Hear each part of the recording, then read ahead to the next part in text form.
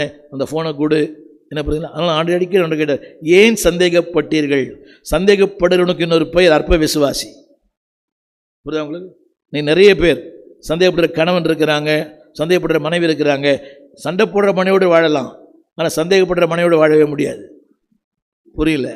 சண்டை போடுற கணவனோடு வாழலாம், ஆனால் சந்தேகப்படுற கணவனோடு வாழவே முடியாது. எல்லாம் கரங்களை உயர்த்தி, எனக்கு அந்த நிலை இல்லை ஆண்டவரே உமக்கு நன்றி. இந்த வயசில் ரைட். வாழ்க்கையில் மிகப்பெரிய வியாதி தெரியுமா? இது சந்தேகம்தான். அதுக்கு நெருப்பு இல்லாமல் புகையாது. முடிந்த அளவுக்கு அன்பானவர்களே, வாழ்க்கையில் சந்தேகம் வேண்டாம். ஏன் தெரியுமா? அவ்வளோதாங்க, அவ்வளோதான். எனக்கு எதுவுமே சரியில்லை, அம்மா சரியில்லை, அப்பா சரியில்லை, வந்த மனைவியும் சரியில்லை, கிடைச்ச வேலையும் சரியில்லை, எனக்கு எல்லாமே தோல்வி தோல்வி. இல்லை, உன் தோல்வி வெற்றியாய் மாற்றுகிறவர் உயிர்த்தெழுந்த ஆண்டவர். Is a god who can take all your defeated. உன்னுடைய தோல்விகளை வெற்றியாய் மாற்றுவார். அடிக்கடி சொல்லுவேன், victim but God can make a victor. அதாவது உன் தோல்விகள் தான், உன் தோல்விகளை கர்த்தர் ஏணிப்படிகளாய் மாற்றுவார். கரங்களை சொல்லுங்க, தோல்வி இல்லையே. அவங்க நினைச்சாங்க, அவர் சொன்னார் இல்லையா? சொன்னார், 3 நாள் ஆன பிறகு நான் இதை கட்டுவேன், எழும்புவேன். ஆயிடுச்ச. பல நேரங்களிலே இந்த வார்த்தை உண்மை உள்ளது.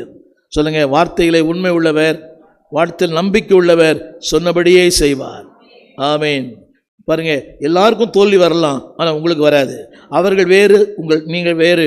அவங்க தோல்வி சுயத்தை மையமாய் கொண்டது, உங்களுக்கு தோல்வி இல்லை. அப்படி தோல்வி இருந்தாலும் அந்த தோல்வியை மாற்றுகிற கர்த்தர்களோடு இருக்கிறார்.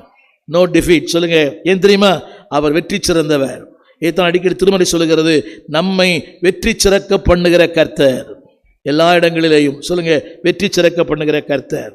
கடைசியாக ஒரு வார்த்தை, ஸ்டோன் ஆஃப் டெத், மரணத்தின் கல். இந்த வியாதி எனக்கு இருக்குது, டாக்டர் சொல்லிட்டாங்க, இவ்வளோதான் என் காலம், இவ்வளோதான் என் வாழ்க்கை, இவ்வளோதான் என் முடிவு. இல்லைங்க, அதையும் அவரால் மாற்ற முடியும். சொல்லுங்கள், ஸ்டோன் ஆஃப் டெத். அதை போட்டிருக்கிறேன், எடுக்கிறீங்க? எழுந்துக்கிறதுக்கு 1 மணி நேரம் ஆகுது.